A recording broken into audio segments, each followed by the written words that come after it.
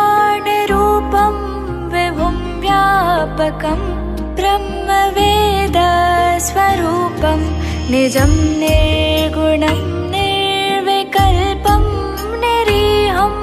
चिदाकाशमाकाशवासं भजेऽहं निराकारमोङ्कारमूलं तुरीयं गिराज्ञानगोतीतमीशं गिरीशं करालं महाकालकालं कृपालं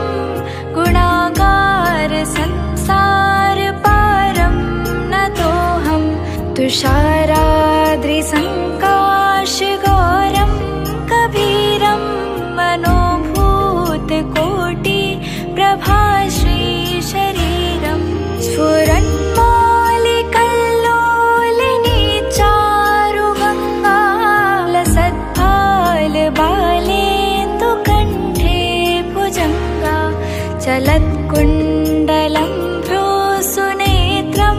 विशालं प्रसन्नाननं नीलकण्ठं दयालं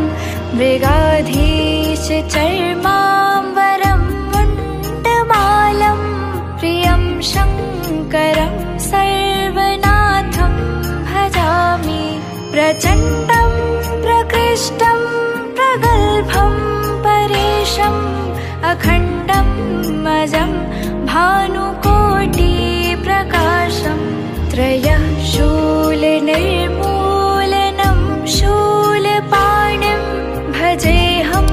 भवानीपतिं भावगम्यं कलाति